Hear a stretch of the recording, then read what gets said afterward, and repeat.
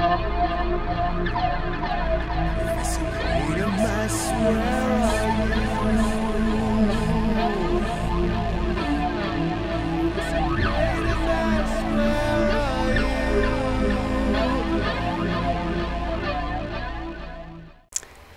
bonjour à toutes et à tous, bienvenue dans cette nouvelle vidéo sur le transit de Mars en Gémeaux. Donc j'en ai déjà parlé dans une précédente vidéo de l'année dernière que vous pouvez retrouver. Mais je voulais revenir dessus parce que c'est vrai que c'est un transit important, notamment en ce début d'année, parce qu'il va avoir lieu donc jusqu'au 25 mars. On voit il est en transit du 20 août 2022 au 25 mars 2023. Donc on a fait quand même une bonne partie de ce transit de Mars, sachant qu'il y a une rétrogradation de Mars qui aura lieu qui a eu lieu du 30 octobre 2022 et ce donc au 12 janvier 2023, donc là prochainement. Alors c'est intéressant de voir ce qui a pu se passer, notamment, donc je vais revenir dessus à travers l'histoire, parce que on voit que des transits de Mars en Gémeaux, bon, il y en a souvent, mais des transits où il y a une rétrogradation dans ce signe, c'est beaucoup plus rare. Donc je vais revenir sur certaines périodes on va dire du siècle. Je ne vais pas aller trop loin parce que c'est trop long après de remonter et ça fait trop de... la vidéo serait beaucoup trop longue. Donc voilà, je vais parler surtout du siècle passé, donc de début du 20e, même fort 19e jusqu'à maintenant, et voir un peu tous les transits de Mars en Gémeaux, et faire la comparaison avec ce qui se passe actuellement, et voir qu'est-ce qui en ressort. Donc on voit que ce transit de Mars est un transit qui affecte souvent donc les signes d'air, donc Gémeaux en particulier, les signes mutables comme on dit, donc Gémeaux, ça peut être aussi la Vierge, Sagittaire et Poisson, qui sont souvent concernés par cette croix cardinale, cette croix mutable, pardon, croix mutable qui risque de les impacter assez fortement. Alors Mars, ça représente tout ce qui est l'agressivité, l'action, donc attention souvent pour ces signes de pas trop s'emporter, de pas tomber dans l'agressivité, dans des colères, des disputes, c'est le risque. Et en Gémeaux, c'est souvent des problèmes soit avec de voisinage, alors de manière générale, mais ça peut être des problèmes avec des voisins, des conflits de voisinage, ça peut être des actions assez verbales qui peuvent être un peu houleuses, quoi. Donc faire attention, même dans les transports. Le Gémeaux représente tout ce qui est déplacement, le véhicule, la voiture, l'avion, plus les petits déplacements, donc attention à tous ces aspects-là. En tout cas, en bon aspect, en général, comme j'ai déjà dit, Mars, ça représente tout ce qui est agir en fonction de ses idées, en fonction de ce qu'on pense, de ce qu'on a envie de... On réfléchit, c'est une action réfléchie en général en Gémeaux, on n'agit pas n'importe comment, c'est plutôt logique, donc on a des bonnes idées en général. Mais voilà, il y a des bons et des mauvais aspects, forcément, à chaque fois, selon les thèmes. Donc là, je vais revenir sur cette période. Donc là, comme vous pouvez voir, j'ai mis toutes les rétrogradations de Mars en Gémeaux, donc du début du siècle dernier. Donc à partir, j'ai mis du 16 août 1896 au 21 mars 1897. Donc de bas en haut, je commence. Et entre parenthèses, j'ai marqué rétrogradation entièrement en Gémeaux, parce que c'est vrai que la planète souvent peut transiter le Gémeaux, mais peut passer dans un autre signe entre temps, c'est-à-dire qu'elle peut avancer, passer par exemple en Cancer, il y a un effet rétrograde et elle revient en Gémeaux. Or là, pendant cette date, on voit qu'elle a été que en Gémeaux, donc la rétrogradation s'est faite en Gémeaux et la planète n'est pas sortie de ce signe, même en phase directe, et est sortie que par la suite, quoi. Donc il y a eu on voit quatre dates, 4 périodes où Mars était vraiment rétrograde entièrement en Gémeaux, donc c'est celle-ci, celle de août 43 à mars 44, de septembre 90 à avril 91, et actuellement donc du 20 août 2022 au 12 janvier 2023. Alors j'ai parlé de toutes ces dates, donc j'ai commencé par la plus ancienne, du 16 août 1896 au 21 mars 1897. Alors qu'est-ce qu'il y a eu à cette période? Alors forcément il y a eu beaucoup de choses qui sont passées à cette période, mais j'ai retenu en fait au niveau mondial qu'est-ce qui a pu pu ressortir. Alors, ce qui ressortait souvent, on va dire, c'est souvent des conflits entre deux pays, ou voire plus, parce qu'avec le Gémeaux, on peut multiplier, mais en général, le Gémeaux, il y a un problème avec un pays voisin, hein, le voisinage, un pays, comment dire, conjoint, enfin qui est proche.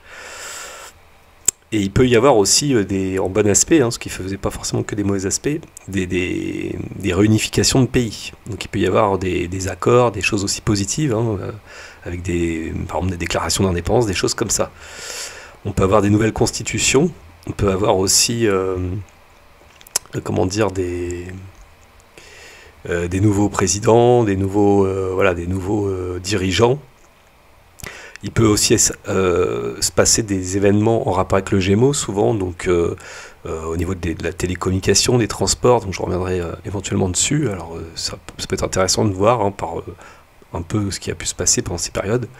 Donc bah, là notamment, alors pendant cette période du 16 août 1896 au 21 mars 97, on avait le 6 août 1896, donc alors c'était juste un peu avant, mais c'est vrai que ça, on va dire que ça a pu continuer, hein, juste après, l'Assemblée nationale décide unilatéralement que le royaume de Madagascar devient une colonie française. Donc ça, c'était en France. Et là, qu'est-ce qu'on a actuellement en France? On a en fait, à Mayotte, une flambée de violence qui a embrasé donc l'archipel à l'automne. Et c'est toujours en cours, donc il y a toujours des rackets, des kidnappings, des coups de machette. Voilà, donc c'est vrai que c'est assez inquiétant là-bas. Donc est-ce qu'il y a un rapport avec Madagascar, vu que c'est une île qui se trouve très proche de Madagascar? Donc ça sera à suivre. Ensuite, on avait le 4 février 1897, donc là on est dans la période de rétrogradation, enfin de la période de... Oui. Alors ça correspondait au 23 janvier du calendrier julien, parce qu'à l'époque c'était l'ancien calendrier. Il y avait une révolte crétoise avec le massacre des chrétiens par les Turcs. Donc ça, c'était le conflit un peu, on va dire, turco-grèce. Hein. Il y avait une révolte de la Crète à l'époque. Alors je connais pas bien toute l'histoire, hein. J'ai pris dans les grandes lignes, mais c'est vrai qu'on voit, ce qui est intéressant, c'est qu'actuellement, on sait qu'il y a souvent des conflits entre la Turquie et la Grèce qui se disputent souvent le terrain. Et c'est vrai que ça a eu lieu encore cette année. Donc il y a encore des tensions actuellement. Donc ce ne serait pas étonnant qu'on a encore peut-être éventuellement encore des nouvelles par rapport à ça. Alors voilà, après je mets des réserves, c'est pas forcément sûr, mais c'est un indice. Donc ensuite j'ai continué, donc ensuite on a la période du 5 septembre 1911 au 5 avril 1912, donc là il y avait pareil, hein, Mars en Gémeaux qui rétrogradait. Alors lui, il est passé pas entièrement en Gémeaux, donc il a été soit en Taureau, soit en Cancer. Alors je l'ai pas noté, mais c'est l'un ou l'autre, hein, c'était soit avant, soit après. Donc il y a une partie du transit qui s'est fait, de la rétrogradation qui s'est faite dans un de ces deux signes entre-temps. En tout cas, le 11 septembre 1911, on a eu le premier système d'immatriculation des automobiles qui a été défini en France. Donc c'était c'était un peu le début au niveau des automobiles, hein, le Gémeaux. Donc on a eu ça. Le 29 septembre, ça a été le début de la guerre italo-turque. Alors on retrouve la Turquie, mais cette fois-ci avec l'Italie. Le 10 octobre, nous avions eu le début de la révolution chinoise. Il y avait une révolution chinoise à l'époque.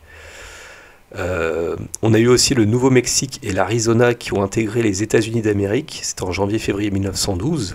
Donc voilà, il y a eu aussi, il peut y avoir des intégrations de territoires. Le 12 janvier 1912, on a eu le dernier empereur de Chine, Puyi, qui abdique, mettant ainsi fin au règne de la dynastie Qing. Je ne sais pas comment on dit.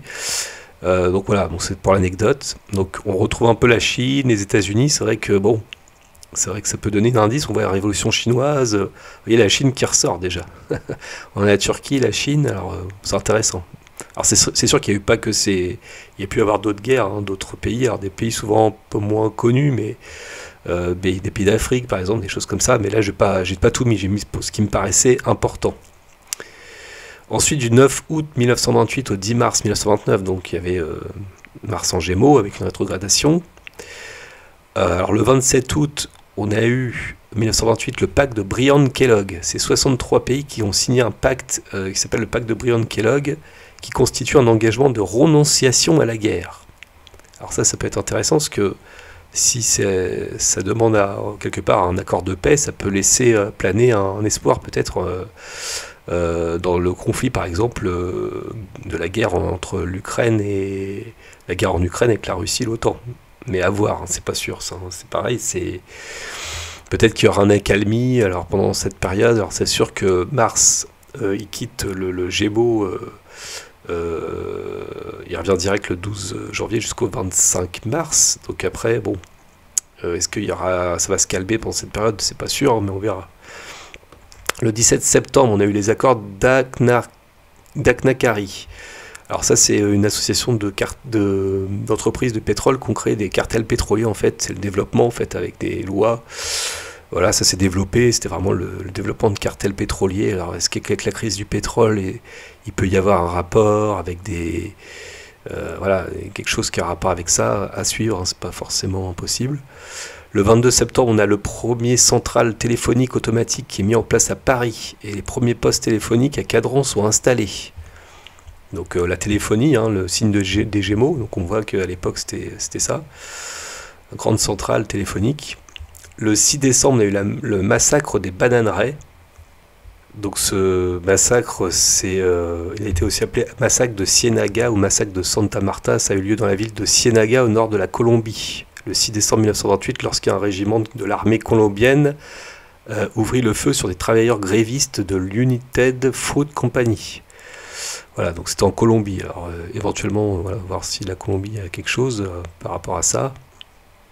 Alors ensuite, nous avions eu... le 29 décembre, l'unité nationale et fin de la guerre civile en Chine. Ça a été dit comme la réunification chinoise. Voilà, donc fin de la guerre civile en Chine. Donc voilà, il y a aussi des choses positives. Et le 11 février 1929, les accords de Latran sont signés entre le pape Pie XI et l'italien Mussolini qui souhaite le ralliement des catholiques à sa cause, reconnaissant le Vatican comme État souverain. Donc le Vatican est le plus petit pays du monde avec un peu moins d'un demi-kilomètre carré.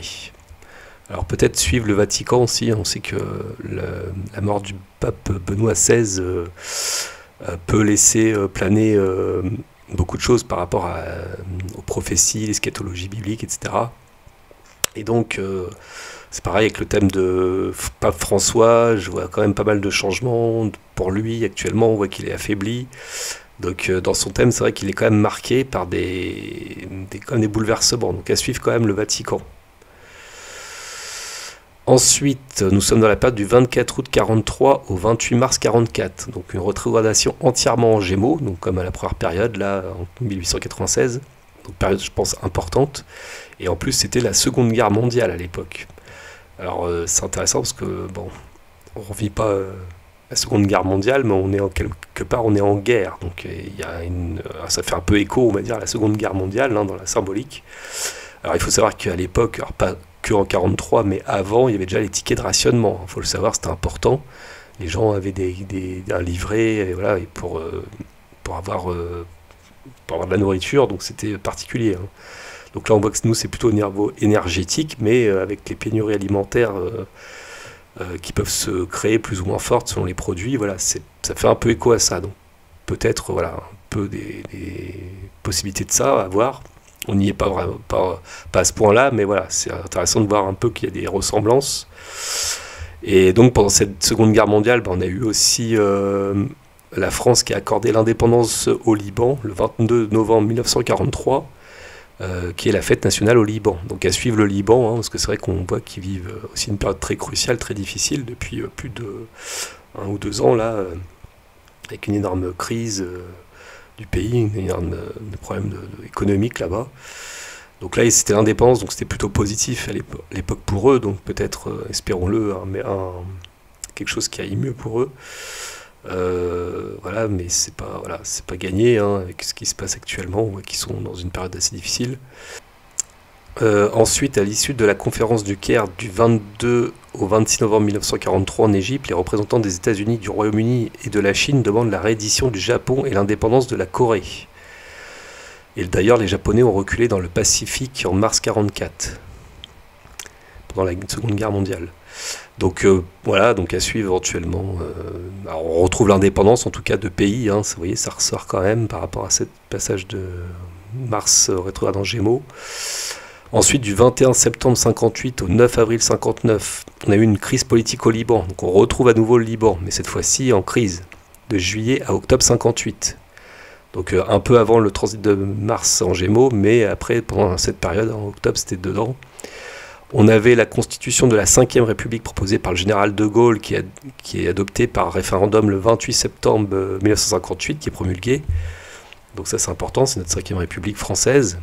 Donc est-ce que la 5e République, voilà, on va voir si elle n'est pas menacée, surtout avec ce qui se passe actuellement. Et le 1er janvier donc 59, on a eu la révolution cubaine. Le 8 janvier, Fidel Castro fera son entrée à La Havane. Donc voilà, Cuba éventuellement. Et le 10 mars, soulèvement tibétain. Ensuite, du 15 août 75 au 18 mars 76, alors Mars rétrograde en Gémeaux, on a eu le 6 novembre la marche verte de 350 000 Marocains pour prendre possession du Sahara occidental.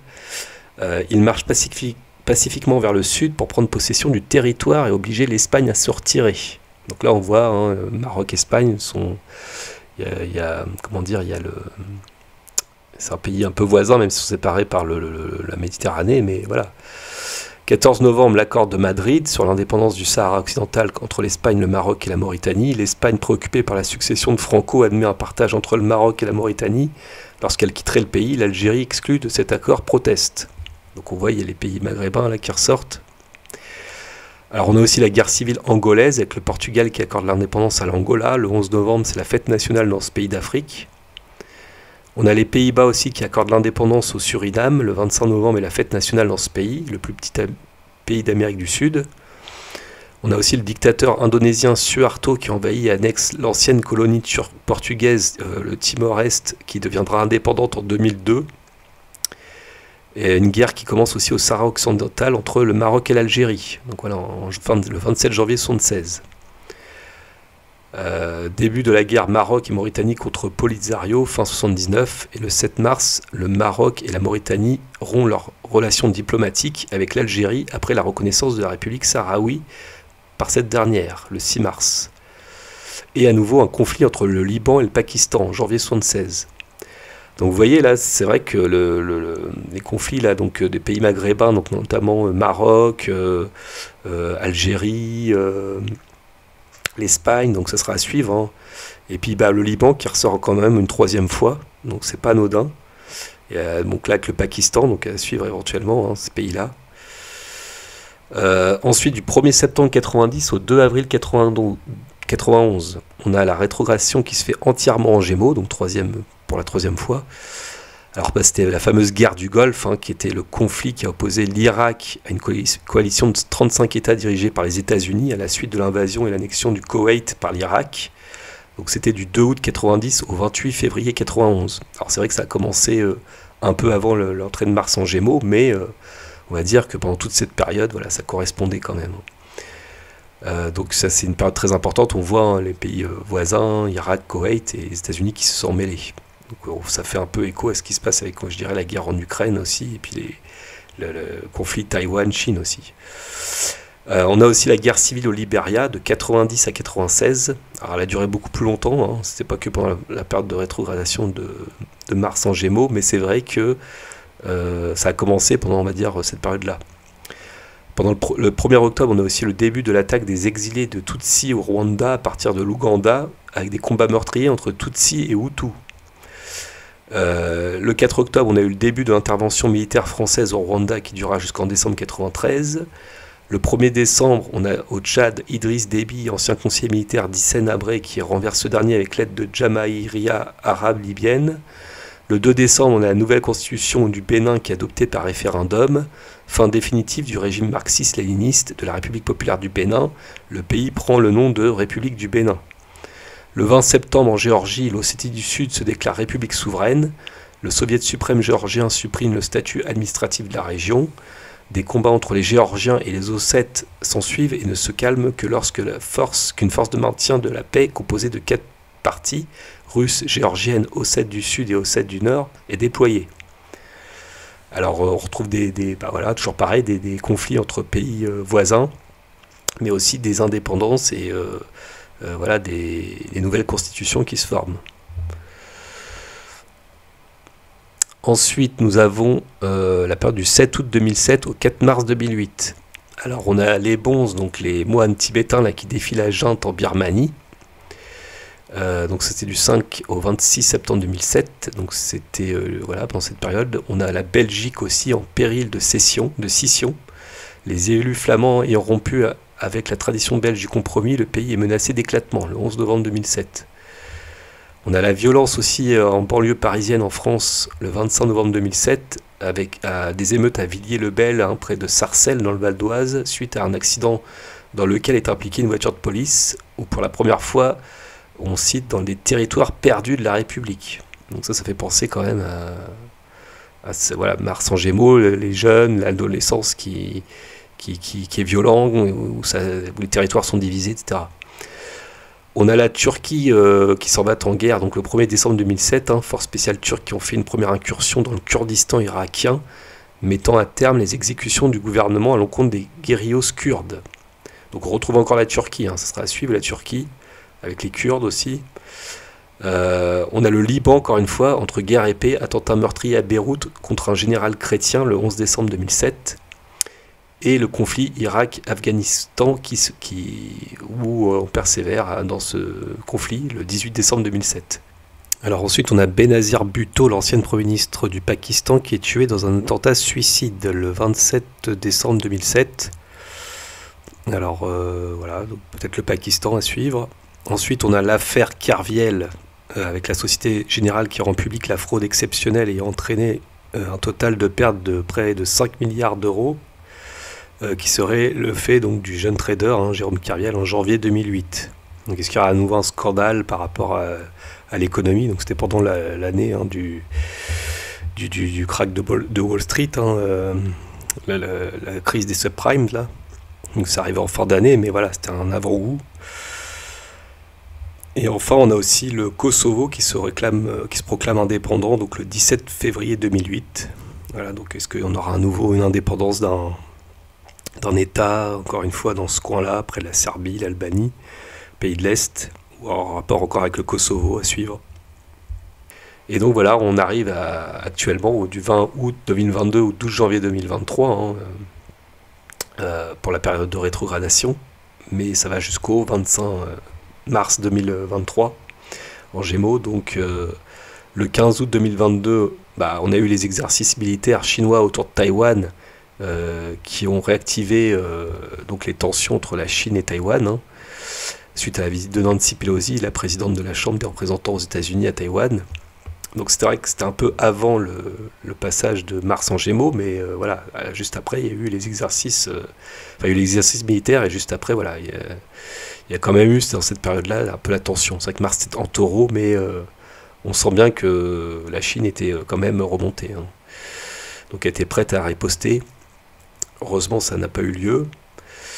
Ensuite, le 16 septembre 2022, on a eu la révolte anti-voile durement réprimée en Iran, hein, donc les femmes voilées, suite à la mort d'une Kurde avec l'histoire de la mèche là, qui dépensait le voile, là, que ça crée une grande révolte qu'on n'a pas vue depuis très longtemps en Iran.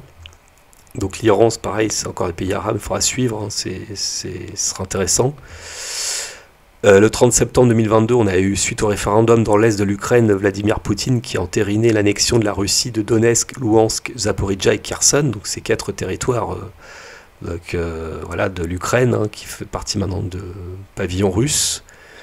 Donc on voit encore un conflit actuel voisin, donc pendant cette guerre en Ukraine.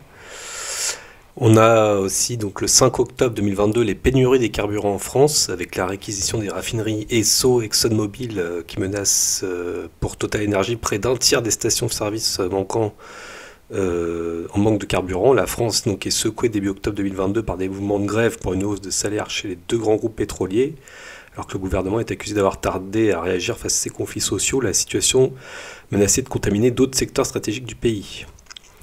Donc ces pénuries de carburant, à la date où je fais la vidéo, risquent de revenir, hein, dû à l'embargo sur le pétrole russe, notamment le gasoil, hein, risque de revenir à partir, donc j'ai dit, de 18 février, début mars, avec le retour donc de Mars en Gémeaux, hein, qui repasse en phase directe ce 12 janvier et qui va continuer sa course. Donc elle va revenir à 20 degrés comme à l'époque de ces pénuries de carburant, 20 degrés en Gémeaux, donc avec une opposition de Saturne de la France et carré à Neptune transit, ce qui crée l'inflation, les pénuries. Donc voilà. Donc il faut s'attendre à peu près à cette période-là, hein, mars, mi-mars aussi, avec les mouvements de grève, les blocages. Il faut savoir que ces mouvements de raffinerie avaient commencé entre le 20 septembre jusqu'au 27 octobre 2022, donc presque un mois. Donc le passage là de mi-mars sera assez déterminant, parce qu'on a Mercure, on voit conjoint Neptune en Poisson, et il était à la même position à l'époque, du plus fort blocage vers mi-octobre en Vierge, le signe opposé. Donc on peut conclure que ce sera cette période-là la plus dangereuse, la plus risquée au niveau des pénuries. Et le 11 novembre 2022, on a la plus grosse plateforme d'échange de crypto-monnaies FTX dirigée par Sam Bankman-Fried, dit SBF, étant déclaré insolvable avec 32 milliards de dollars numériques qui partent en fumée. Là on voit un peu l'escroquerie, hein. Le Gémeaux c'est aussi l'escroquerie. Donc voilà, problème aussi financier, parce qu'on peut retrouver aussi les problèmes un peu financiers éventuellement dans ce transit, mais bon, c'était pour l'anecdote parce que c'était important. Mais voilà, donc on retrouve quand même beaucoup les conflits territoriaux de voisins. Donc on retrouve les pays du Maghreb, ça sera à suivre, hein. Il y a des indépendances de territoire, peut-être des nouvelles choses en rapport avec les communications et les déplacements, etc. Alors la prochaine rétrogradation de Mars en Gémeaux aura lieu le 13 octobre 2037 au 23 décembre 2037 dans le signe du Taureau. Ensuite il revient dans le signe du Gémeaux et il n'en sortira que le 6 avril 2038 avec une entrée donc en Gémeaux le 12 septembre 2037. Ensuite la prochaine rétrogradation de Mars se fera le 6 décembre 2024 en Lion jusqu'au 24 février 2024 dans le signe du Cancer. Donc on verra ce qui se passera durant ces périodes, voir s'il y a des similitudes par rapport à ce que j'ai énoncé.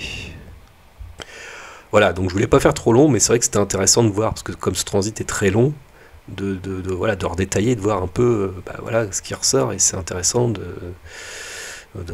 voir ce qui peut s'en venir. Donc en tout cas, si cette vidéo vous a plu, n'hésitez pas à liker, partager, vous abonner. Vous pouvez me consulter si vous le souhaitez, tout est en lien en fin de vidéo et sous la vidéo en description.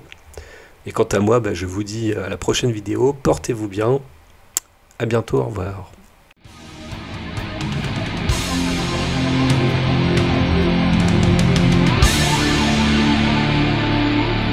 Didn't you come this way before?